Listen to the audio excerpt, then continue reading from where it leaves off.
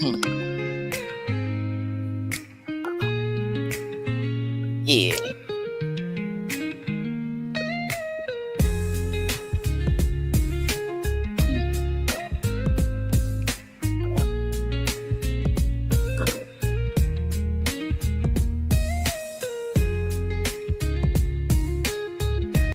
Oh, and I did it again, Christine.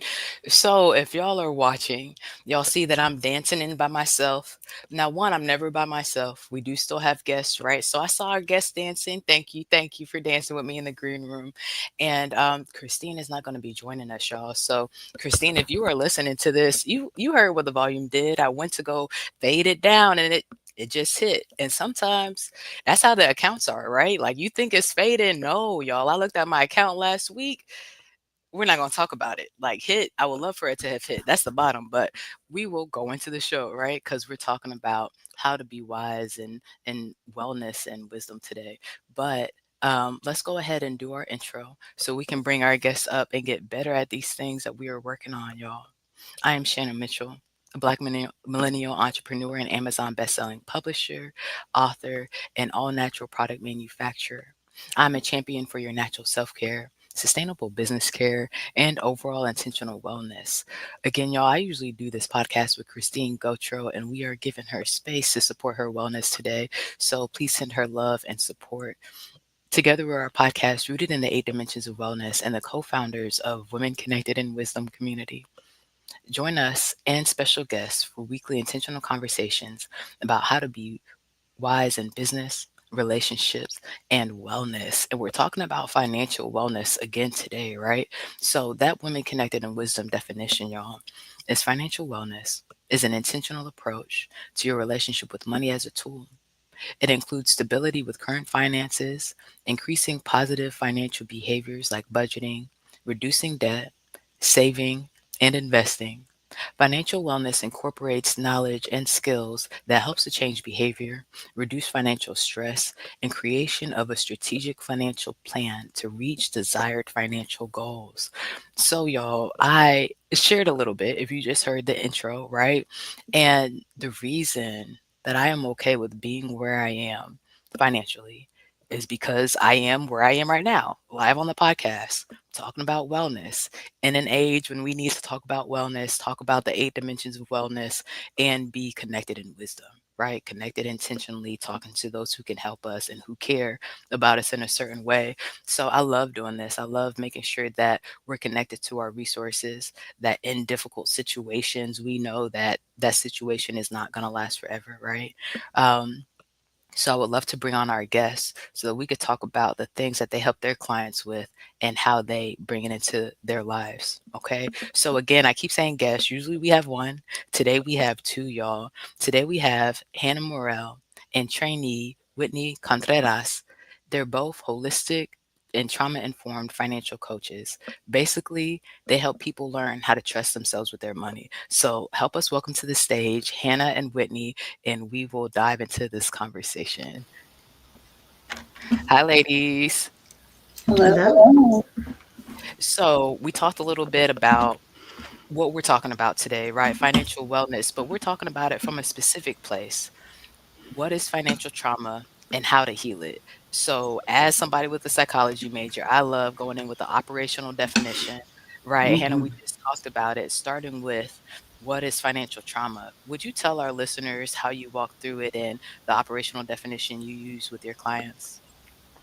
Yeah, it's pretty dry and it doesn't really resonate very much, but the technical definition that we use within our organization is long lasting negative impacts of financial experiences. Those could be things that happened to you, choices you made. But that definition doesn't really talk about, like, it just says impact. Um, yeah, so that's the kind of top level definition, but definitely for everybody, it's different for every person. So I'll So stop let's there. talk about it. No, and Yeah. I told you I'm for the soapbox. So let's talk about it. Let's draw out the picture, right? When you talk about the definition, what do you feel like is missing there? What is it that you walk through your clients and you're like, let's build this out a little bit more than we just talked about? Yeah, Whitney, anything to add before I don't want to just take over. Go ahead. I'll chime in. Hmm. Okay. So, what we tend to do is to look for the impacts of financial trauma because it's not something that those two terms together, not something commonly that we're aware of sort of as a culture yet. And What that's is happening impact more. and trauma? Yeah. So we're Wow. looking for the impact that's happening. And a lot of what we see is on the relationship side. So we talk Mhm, about things in concepts and tools and concerns in kind of two buckets. System, which is you were talking about system right as you were opening up, the budgeting, the saving, all of those kinds of things. And those are critically important and a deep part of our curriculum. But on the other side is the relationship side. And that's like not being able to trust ourselves with money, really toxic money, stress and shame, rebellion, like rebellious spending. Within couples, we're looking at like a bunch of conflict, resentment, all of those kinds of things. And when we see those are a fair indicator that there may be financial trauma lurking under there someplace. It mm, is not our job as coaches, because we're coaches and not therapists, to go after the trauma. We're not going to go digging around looking for it. We're going to be, mhm. but we are working on helping people reduce the impact of that financial trauma. We may never get rid of it, but we can absolutely reduce its impact. Um, Okay. yeah. And when I think about that, Hannah, I think about it's not your fault you were hurt, but it's your responsibility to heal. Right? So I would love to say maybe not get rid of it because some things don't go away, Yeah, right? But it's hopefully we just can lessen it. mhm. Hopefully we can lessen the pain of it and it can be a scar instead of a wound, Yeah, that we absolutely. operate like better with. That's what I think about. Yeah. Yeah, When you think about financial trauma, Whitney, what comes to mind for you and the conversations that you have with clients? I think the biggest for me when it comes to looking at the impact of financial experiences and that leading to trauma or stress or restriction. When I speak to clients, I see what realm they're in as in their internal dialogue. So I'm looking out for that internal dialogue and seeing what sort of dialogue they're having on themselves, and that will sort of leads to what tools to dive into. Like Hannah was saying, there's relationship tools, and then there's the The system system. tools. the Yep. system tools. System. Thank you. So Yes. looking at those, and that'll, they're all connected, and so they go one with the other, but it'll, depending on that internal dialogue, and it depends on so many factors, but that Yes. Mhm. internal dialogue sort of leads into what we look at. And so with clients, it's that, for me, I like to call it the healing piece. I like to look at it from as expansion. Mm, So the hurt is there, and we can become aware of it, or we can try to avoid it. And for me, the beautiful part about it is that expansion piece of, like, I'm going to carry this trauma with me, but now I'm going to um, expand from it, and you know carry it with me to not have me drowned along with that mhm. financial Mhm. trauma, but I'm going to build on that. Right. Have you ladies heard the term post-traumatic growth? Yeah. Have you heard that, Whitney? I have not. So like we know PTSD, right? Mhm. Post-traumatic stress. What about post-traumatic growth, right? And I think that, and it's what I talk about in the second volume with intellectual wellness and how to maximize your capacity, right? This is not about doing more. We know that sometimes doing too much can lead to burnout, right? This is about setting sustainable systems that will help the sustainability of your health, but also your business and everything that we do, right? Mhm. Um, but with post-traumatic growth, things happen, and sometimes they're like a will of fire or like a motivating factor, right? That will now push you to a better position and a better trajectory, sometimes than what we can see the negative impact of post-traumatic stress. Yeah. So I wanted to ask a question, Hannah, because I saw your video that you shared from LinkedIn, right? Your 2-minute video. I love the post that you Oh, made, and you were talking about the difference of the systems, right? The uh-huh. systems, um, or the tools. Shout out to your dad, right? Talking about using the right tools. The tools for the My poor system dad. and the tools for the relationship, right? And it's so important because in business or even personally, like family systems, Yeah. right? But especially in business, Christine and I have had, we talked about it last week, a lot of conversations. And what's helped me is remembering that it's not me, it's not Christine, or it's not me and my other business partner, Sino. Sometimes it's systems. It's the third thing in between, and it's us meeting the Mm-hmm. system and holding that accountable, right?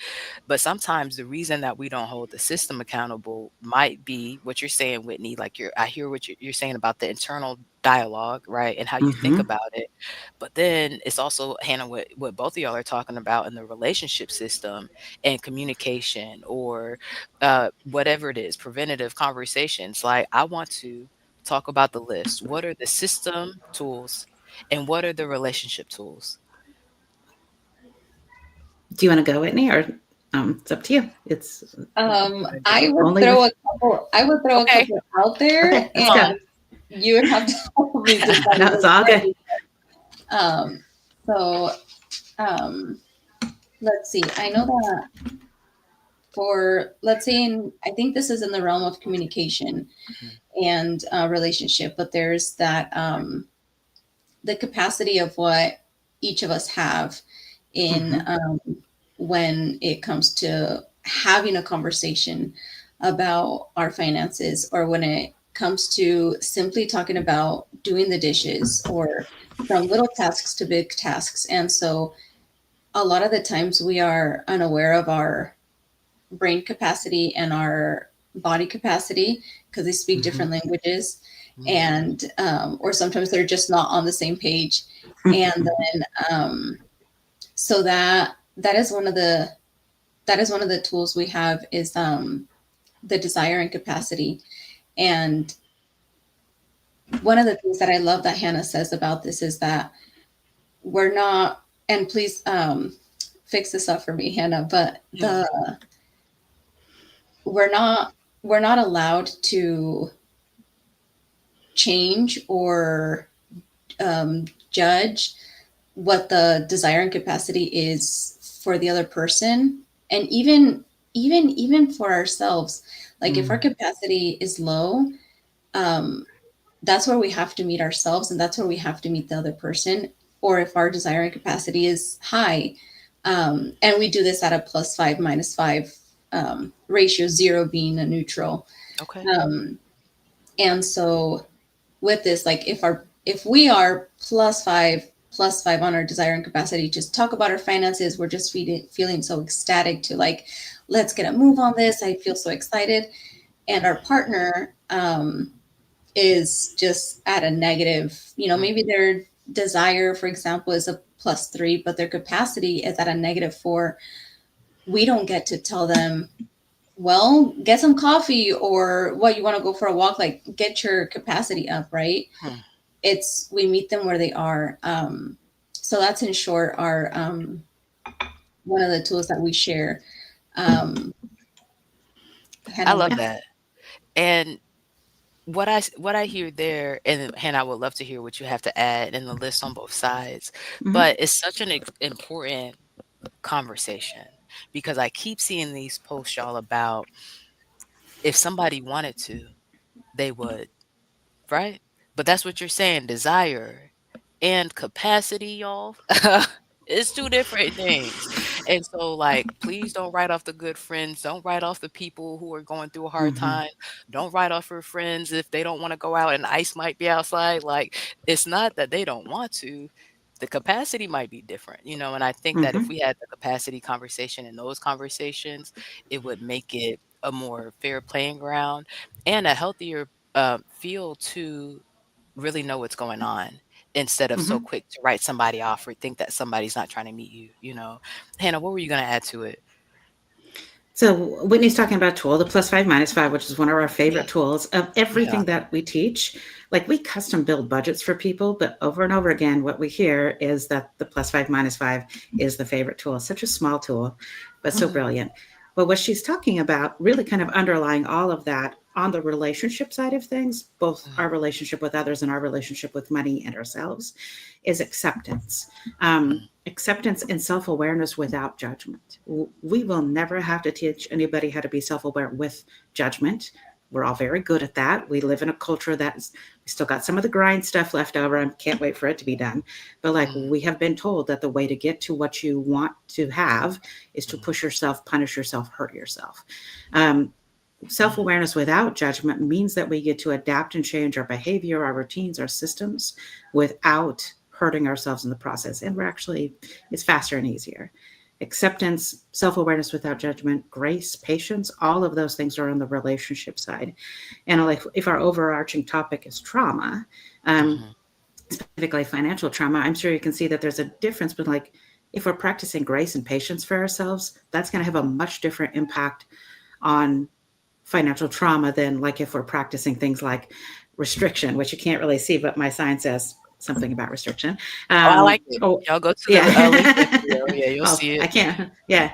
So, yeah, if we're, we live in a culture that kind of values restriction and kind of tells us that the Mm, only way to get what you want is to remove choices from yourself. And we do not respond well to that.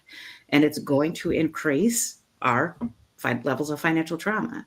So, self awareness without judgment, patience, acceptance are all things that help in the long term, but it flies in the face of kind of everything we've been told about, how to get your act together with finances. You just need to make all the right choices. There is no correct choice. But there are, back to your original, like, right tool for the job, with the little story about my poor dad. mm, So so on the relationship side would definitely be, being aware of our desire capacity, being able to communicate that, but also mm, practicing grace and patience, learning how to trust ourselves. There's no difference between being resilient and trusting ourselves. They're the same thing. So all of those would be relationship tools. Again, our relationship to others, but also our relationship to money within just our own sweet little heads. On the system side would be like, what's the best saving strategy? And what's the difference between saving and investing? What's the difference between a stock and a bond? What's the, like we said, we custom build budgets with people. Like, mm. how do we make the spreadsheet do that thing? That's Yeah. all system side. And they're both exceptionally important. And we might start with one and then move to the other. Mhm, Um, I work with a lot of couples, just myself personally, and we're always kind of balancing between the two. And many of our tools are a combination, and depending on how we treat them, they could go either way. But for us, like in our little coach brains, that is the first kind of question we're asking. And we teach our clients to do this too. Is this a relationship concern, or is this a system concern? And that helps us sort of like choose the right tool for the job. Um, the, the story with my dad is salient here because I was moving. Dad is not allowed to help move, so he's just there. I don't know, for moral support. And I'm yeah. opening up boxes with a steak knife, and my Mm, poor sweet dad says, "Honey, do you have a box cutter?" And I said, "Yeah, I got a steak knife." And he, it about broke his little heart. So what dad is talking about is that we need to have the right tool for the job. We can't expect. So if we've got a relationship concern like financial trauma, and we're trying to fix it with a budget, it is not going to work. It's just not. It's not, a budget is a bad tool. It's just the wrong tool for the job. So, and nobody, I don't think I've ever experienced this, that somebody has a system tool that they try to fix with a I'm sorry, backing up. A system mm, concern that they try to fix with a relationship tool, that has never happened. But over mm. and over and over again, because our culture is so simplistic about money. We keep trying to fix relationship concerns. Like, I can't trust myself with money. We keep trying to fix that with a system, and it just does not work. And it's just the wrong tool for the job. So That was a important. that was a lot of Hannah talking. Sorry. And we are here for the Hannah talking. Guess what? We have about 40 more minutes. So as much I space as know. you ladies need. Yeah. We take up space on Women Connected, y'all. And it's just and That's that's the right. thing. Like, even in the financial conversations, right? Sometimes it's like, okay, let's hurry up and I don't want to have Yeah. to. No, baby, we got to slow down. because you're not Yeah. gonna retire when you think you're gonna retire. It's not that you won't. It might not Right. be at 65, it might be at 95 based on these It numbers, might you be know at what I 55 if our bodies make a choice for us. and that is my choice. Yeah. That is my choice Yeah. is younger than that, but Yes. not in order to, I've been reading this book, B2O, about entrepreneur and growing companies, right? And it is talking about retiring, and part of it was talking about not being lazy and this idea that people have of retirement, right? When I think about retirement, I think about passive income that takes care of Hmm. the expenses, things that are coming in so that I don't have to worry about anything. Um, and financially is specifically what we're talking about, right? And I'm also still doing things. I'm still being impactful to Hmm. the community. It's not like I'm watching Netflix and binging everything as soon as they put it up. And so that's my goal so that we can have more time and space. But when you ladies think about trauma, because that's the picture I would love for a lot of people to have, right? To have the Hmm. freedom to build whatever picture they Yeah. want. Have I choices. think right. I think when we go back to the trauma and the foundation that people build their financial habits off of, some of our listeners may say, I don't know if I have trauma because I know that we've talked about that emotional and mental wellness, right? Some people didn't even realize they had these huge traumatic events. So I can think of some ideas and some times when I could have used money more wisely. But what do you ladies see as common things that are traumatic, maybe that people see as traumatic, like a divorce will wreck somebody's finances, right? Or maybe that they don't usually see as traumatic that can also keep them in a certain cycle that may be stopping them from getting where they want to be. What do you see? Whitney? What came to mind for me was we talk about, and we've mentioned this earlier, but we talk about restriction. Hmm. And so we see restriction in two different ways. And one of the ways we see restriction is I have this money, so I don't know when I'm going to get this money again, so I need to put it away. Don't touch it, don't move it, put it under the mattress. Hmm. That's one way of restriction. Like my desires are out of the picture. It doesn't matter what I want or what I need. This is money Hmm. is staying right here. Hmm. The other way that we see restriction is I have this money now and I don't know when I'm going to get it again. So I need to spend it now. I need to get the truck. I need to, get the house. I need to, you know, buy the clothes or do this or like I need to spend it now because I don't know when I'll have this money again. And a lot of the times the first restriction way that I mentioned seems very the way to go. Seems like the right choice a lot of the times, Right. um, and that's leading to shutting down our own autonomy or not leading to growth for what is important for us, especially for us women of like our desires to be Hmm. the person we want to be or look the way we want to look and doing the pleasurable things that we like or different things like that. um, we tend to see that restriction of like not spending, don't get what you want, don't get what your heart desires, Hmm. those sort of things. That seems to be a very popular or what we tend to call the sexy approach of restriction. It's a sexy sales pitch. Um, Hmm. the the other one seems just a little bit more willy nilly, and a lot of people label it as irresponsible, and so it's meeting that restriction with a different tool, like we were talking about. So it's the wrong tool for the job. But that was my first thought. Hannah, please add what you need.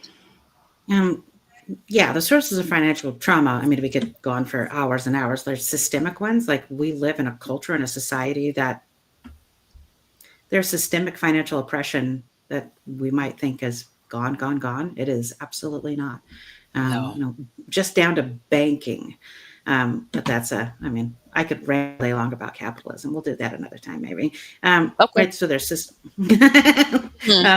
Yeah, we can't.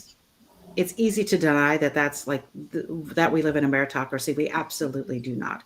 This is like we have been told that we are not allowed to have certain things. Whitney's kind of talking about, especially with women.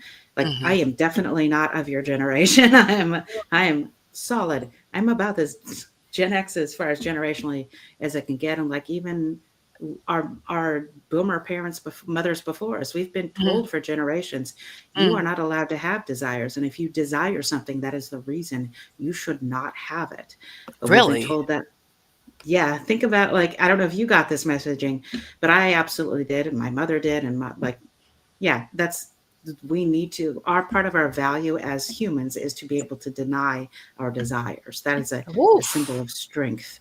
And it is not, Absolutely right? not, y'all. No, No, it's yeah, not. yeah, No, yeah, it's absolutely not. not. And I'm Yeah. surprised, because I didn't grow up with my mom, which is why women connecting and wisdom is so important, right? Yeah. Internationally connecting women to the resources and being able to answer the questions that we have. I grew up with my dad and married and not married, had cancer, stomach, no stomach. We're trying to like eat, you know what I mean? And make sure my grades Mhm. stay up. And so I hear what you're saying about the system of it. You know what I mean? Mhm. And for so let's go back to the desires. And y'all saw my Mhm. eyes get all big. Y'all, Yeah, I saw mm-mm, it. no, Uh-uh. baby, what you want. Like what's for you is for you. You know what I mean? So Yeah. if you want something, I also believe that God puts the desires in our heart. You know what I mean? So this is part, it might be part of your purpose. It is not just because Shannon likes to be in a swimming suit and on vacation that I want unmitigated financial freedom, but it's also because I believe it's right that we have that and I want that for my family. So I'm going to do what's Mhm. needed to get that. You know what I mean? When you're talking about the systems, Hannah, I definitely hear you. Right. I saw this post the other day, and who knows if it's real news or fake news, right? But it was talking about a stimulus check, $1,700 something. I said, I want reparations. If we're giving out more stimulus checks, you know what I mean? So Yes. I hear you. Yes, yes, yes. And so that's why I love having this conversation because even Yeah. if the budget, your tailored budget comes before the national reparations comes, right? Which is more likely somebody working with you two lovely ladies and working on their finances, right?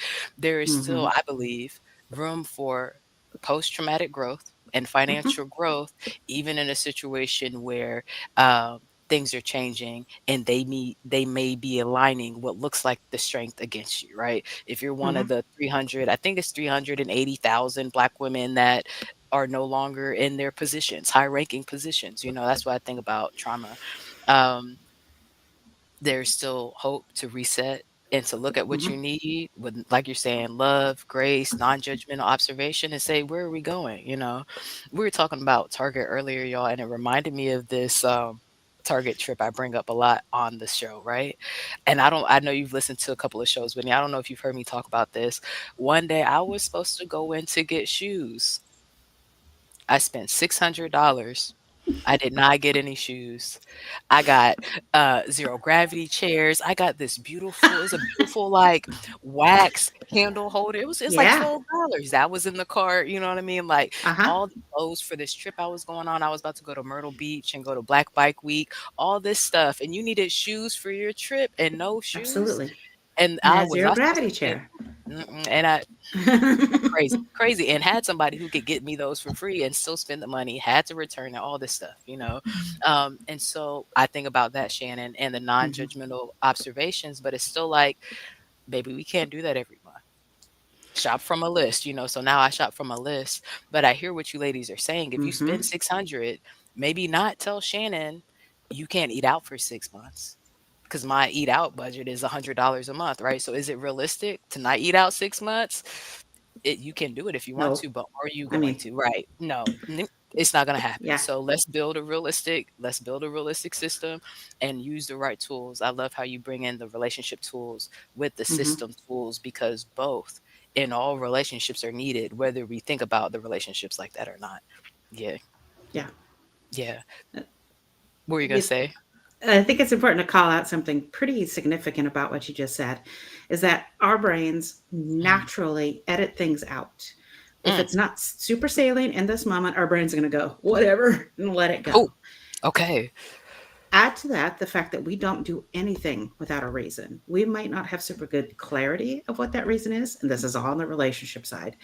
Um, what we're looking for when we start building the actual system with clients is we're building a system that helps them be self-aware of where their money is going. And we don't do restriction because, as my sign says, it's bullshit.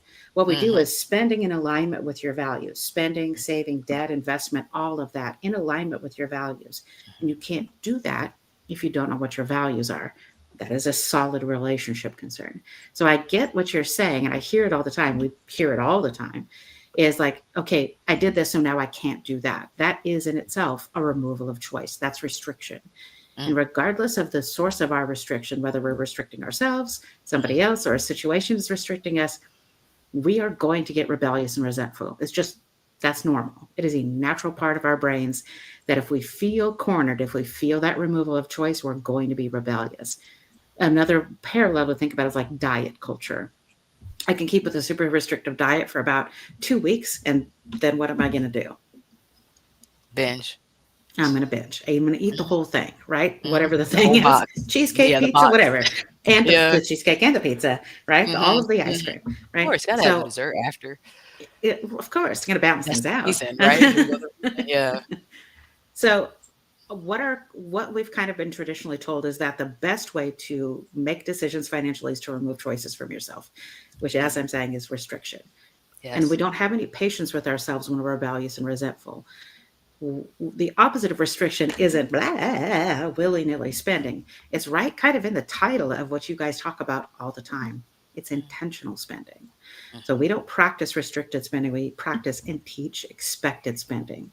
Mm-hmm. Um, and you can't do that if you don't kind of know where your money is going. So I feel that like this, your target story, I've heard basically the target story a million Mm-hmm. times. I have Yeah. my own target stories, of course, Right. absolutely. But like Mm-hmm. when we have clarity, which is what a system provides us, that's kind of what we need the system to do about where Yeah. our money is going.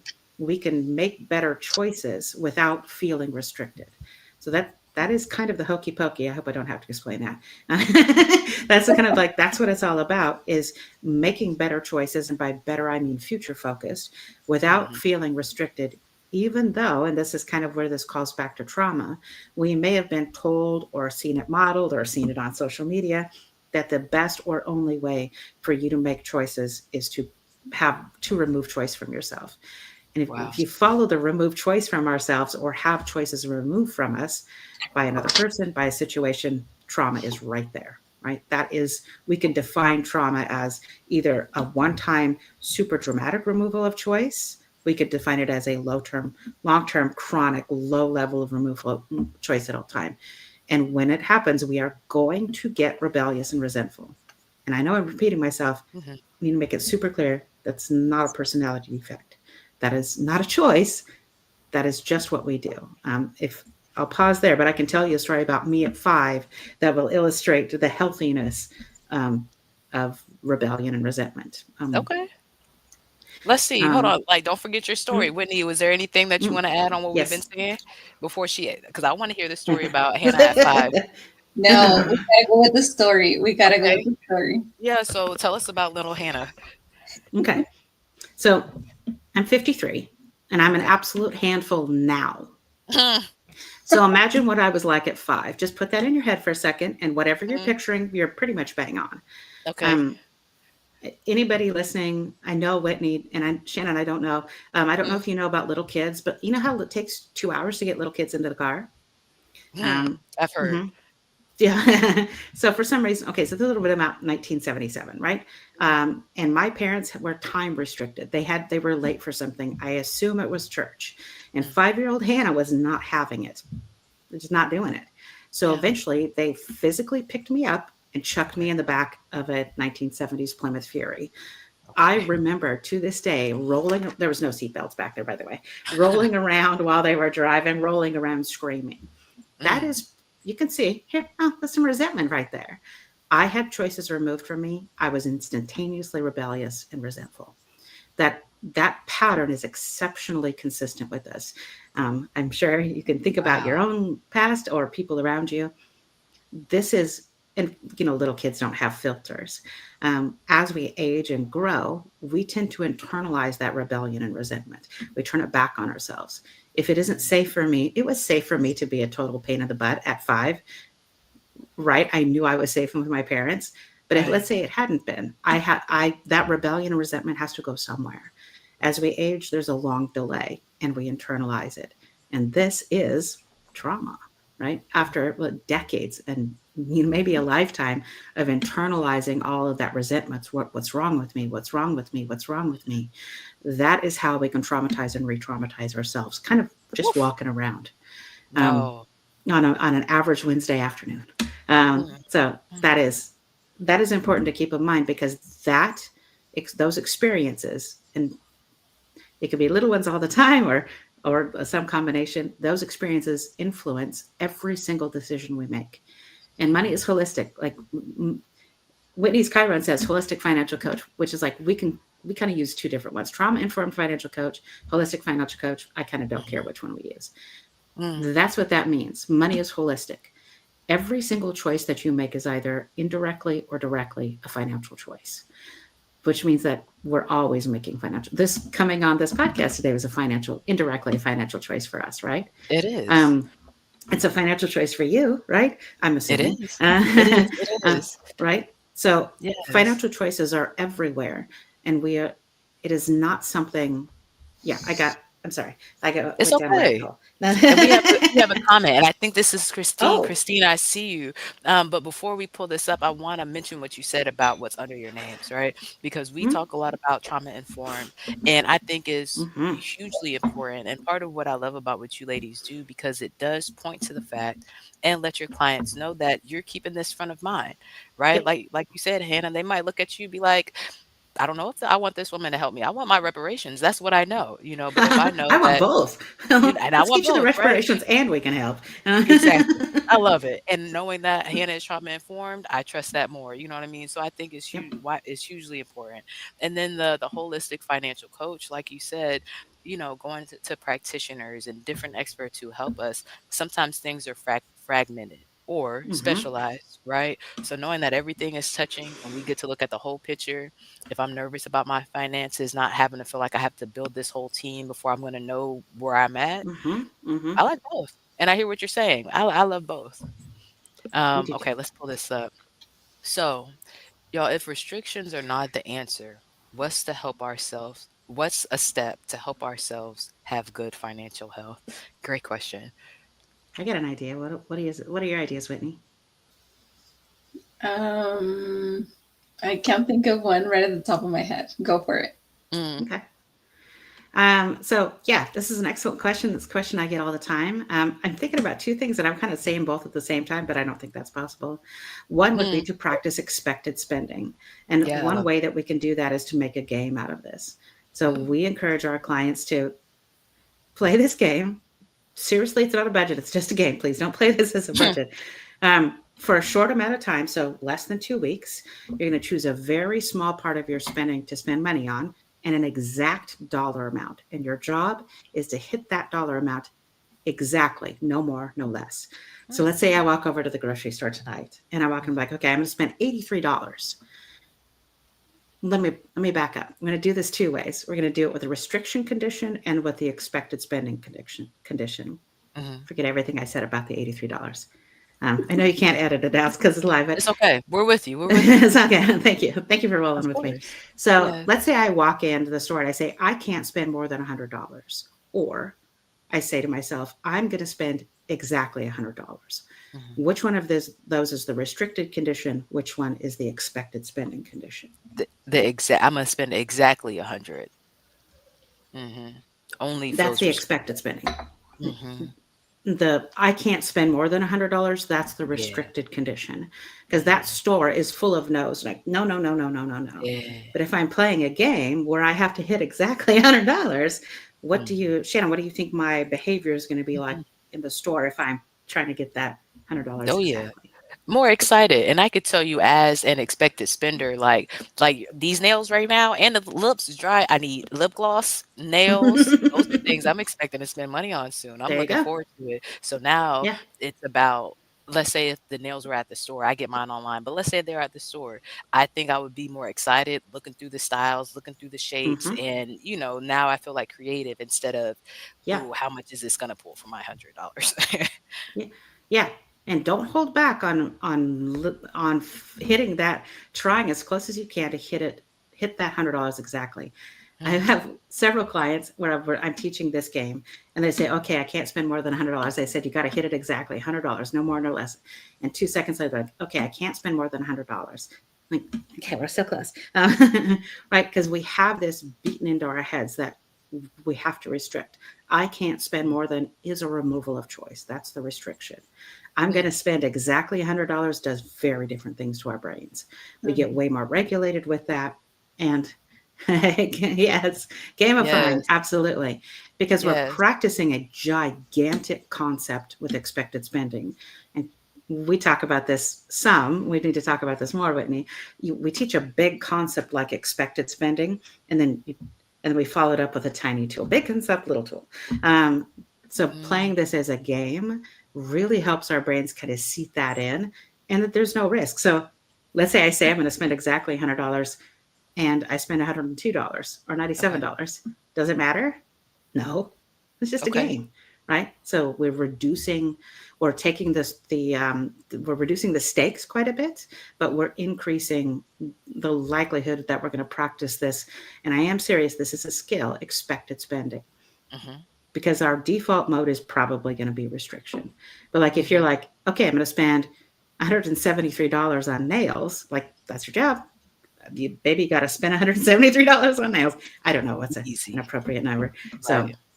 yeah, just practice this game. That was my, oops, sorry, I didn't mean to make all that noise. You're Um, fine.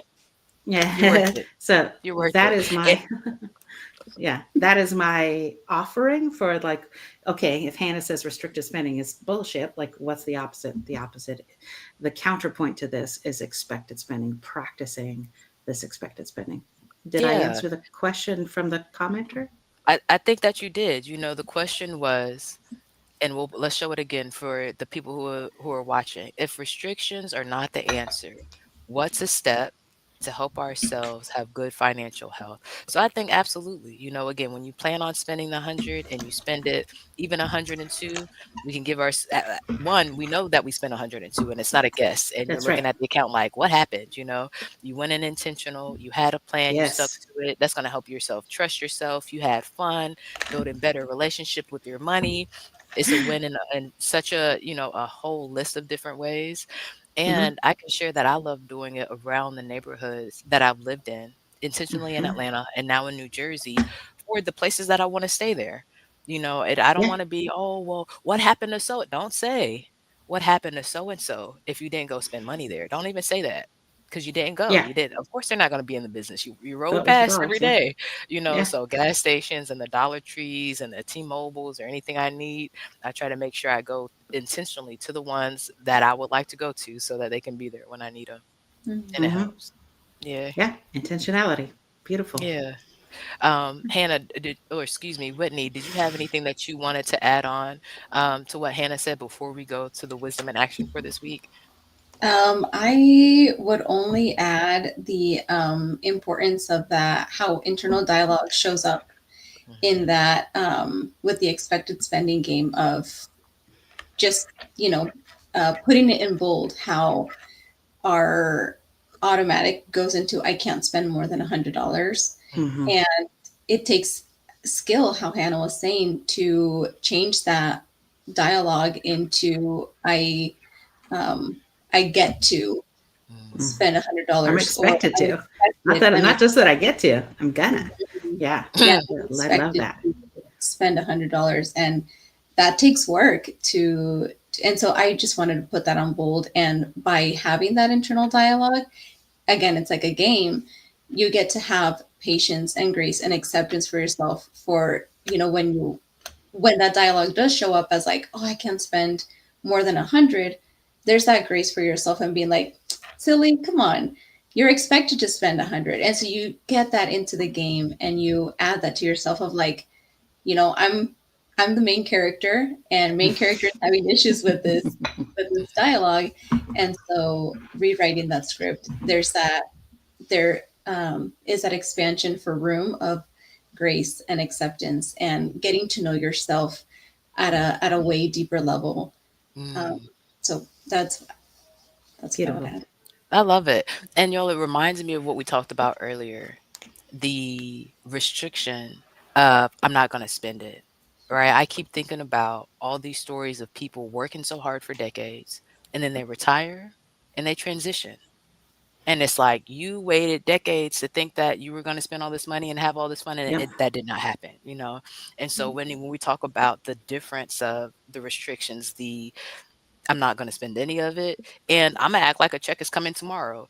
I think it's the response of the different generations, right? Like Hannah was talking about the Sure. baby Somewhat. Yeah. boomers who came out the war, right? And so they keep it, and now the younger generation is seeing the retirees pass away younger, and they're like, I'm not waiting, I'm gonna spend it now. Mm-mm.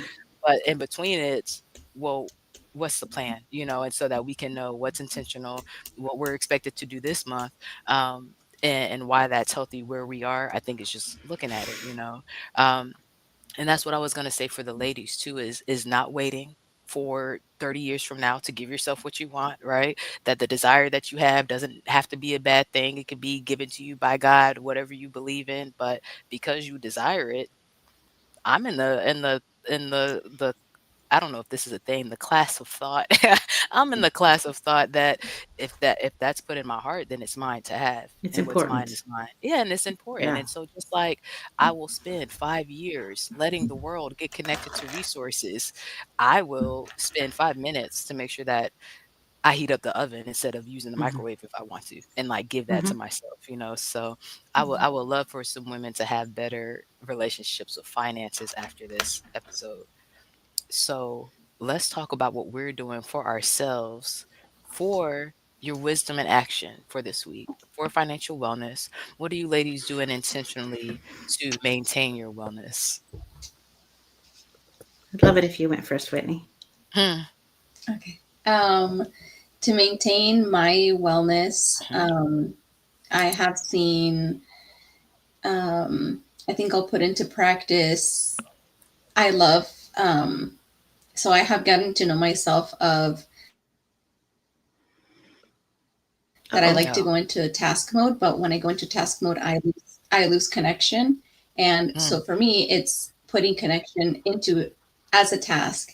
And so now Mm-hmm. I'm expected, I move into that expected. I expect to mm, spend 30 minutes with those people who are important to me, or I expect to, go get my nails done, or I expect to take a longer shower than usual. Those things that are, really important for me. right. um, I expect to, set goals at the end of the month or at the beginning of the month. And so um, noticing where I go into that automatic um, restriction or falling into that trauma, and accepting myself as I am and moving that into that expansion piece, Mm. and seeing it, okay, this is the way my brain automatically goes to. So how can I expand into a healthy, more accepting, loving, graceful, patient way for myself? And so um, for me, it's I will expect to uh, give myself more grace and do more of those little things that I love to do. I love it. I love it. What I Yeah. hear you saying is because I'm really intentional about making it an action, or I can come on as the host and say, "Oh, I'm gonna do this," and that's not an action, you know. So you did a great job at Mm-hmm. saying exactly what you were gonna do. And what I hear you saying is hashtag accepting and expanding. Mm-hmm. Mm-hmm. Okay. Love What that. about you, Hannah? So I've been working a lot. I'll be honest with you folks. Like this, my schedule has been absolutely bonkers lately. Okay. So I'm Okay. taking Friday off. We're in Oregon, so we call it the coast, not the beach. I'm going to go to the Mm, coast on Friday. I'm going to do a mhm. little work with like some reading some books, but I also have the expectation that I'm going to wander around in weird, random little stores at the coast and buy weird, goofy stuff. So I'm expecting to eat out. I'm expecting to probably get rained on a whole lot and buy some kind of tchotchke nonsense, probably about $25 worth of tchotchke nonsense, just to something pretty and cute that I like. And yeah, not that I don't have to earn that, right? And we've all earned No, that just by waking up right. in the morning. But it's been a little bit of time since I got, did something weird. So I think let's get weird with it. Hmm. Something cute and silly. Weird and wandering. Yeah, just wander around I and get like weird. Yeah. I'm gonna yeah. find something weird there. Yeah, that's my Okay. that is my intention. I love it. And it's really important for me, as somebody who uses my downtime so effectively, uses my brain intentionally, that wandering, doing nothing, that's great. Mm-hmm. And it's needed, to Oh daydream and yeah. create space to be creative and come back Yes. as our fullest self. My goodness. For me, financial wellness, I am knowing my numbers. Mm-hmm. Knowing my numbers. I've been looking at the numbers every day, and it's been a lot with the transition to New Jersey, you know what I mean? So I Mm-hmm. knew there would be a job that I was leaving, the transition and the getting set up here and the here we go with the podcast back and setting up the rhythm for the end of the year, you know what I mean?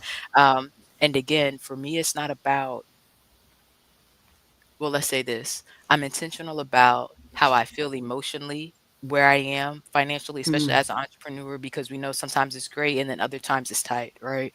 Um, but with me still being priceless, regardless of what the numbers are in the account, it's just about knowing them and then knowing what needs to happen next. And Yeah. so I've been keeping myself. Um, informed. And this is where it would be easy for somebody, I feel like, with the way I used to be about money, to not look at my money, right? I think Oh Robert yeah. Kiyosaki taught me, he was like, some people don't look at their grades. It's like the same thing as looking at finances. And I was never like that with my grades, but I was definitely like that with my bank accounts. These So people. Yeah. stay focused. Make sure you know your numbers so you know what you need to do. Okay, ladies. Well, this has been amazing. Thank you so much for sharing the relationship tools and the system tools and how we can think about both. And what I'm really taking away is the sometimes we try to do relationship stuff with system tools. We don't do it the other way. And so a great foundation is to ask, is this a relationship Relationship too. or a Yeah. system, which way do we need to go? That makes Yeah. sense. Beautiful. Yes. Can you tell our listeners where to find you and how they can plug in if they would love to work with you more for their financial wellness? Yeah. We're at Your Worth Coach. It's YOURWORTHCOACH.com. You can get a hold of us there. There's a comment, reach out kind of, what am I thinking? Contact Like a form. chat There we go. box? Mhm. I nailed Okay. it eventually. Hmm. Contact form down there at the bottom. Please reach out. Let us know what you thought of this. Feedback is great. Yes. Yeah, for Thank you either so one of much. us. So, Yes. Yes. Hey, Whitney, anything that you would like to say to our listeners, our viewers, before you ladies jump? What I like to end with is um, your it's okay to slow down and be mhm. patient with yourself and accept yourself where you are and yeah, have that embrace those desires that are put in your heart. Yeah. Yeah. Um, I think it's beautiful. Thank you so much, ladies, for the work that you do. Thank you for joining us. I'm looking forward to staying connected. Thank you. Thank you. Absolutely. Okay, y'all. Financial Wellness, episode 206. So good. And again, I've been working with a list of teams, about that, about, hey, this is not a relationship thing. This is not this team member, like Hannah was saying, just being rebellious, or this is not somebody just trying to push back on leadership or not listen or anything like that. Sometimes the human just needs to be taken care of and then everything else will fall in place. So I hope that you ladies, I hope that all the listeners, you guys are. Um, more encouraged to not be judgmental on yourself. We know there's a lot, there's systems in play, there's things that's happened, there's trauma that's happened. But again, you are invited to heal, invited to get connected to Hannah and Whitney so that they can help you with your finances and seeing what it looks like to heal after financial trauma and Make sure that you use the right tools for the right thing. Thank you so much for being here this week. Again, we are wrapping season 2000, not 2025, season 25. So we will be here live at 5 next week. Actually, no, y'all, we are taking a break next week. So Christine joined us in the comments today. We both will be off next week. So please feel free to listen to any of our replays. Again, this is episode 206. So we have a list of experts, a list of resources that you can get tapped into and help either maintain or elevate your intentional dimensional wellness. Again, it's always a joy to be here and share these things with you. Let's pull this up and we can get out of here. We will see you guys in 2 weeks. Again, not next week, right? But 2 weeks from now, live at 5 Eastern Standard Time. In the meantime, be well, be wise, be whole. Peace.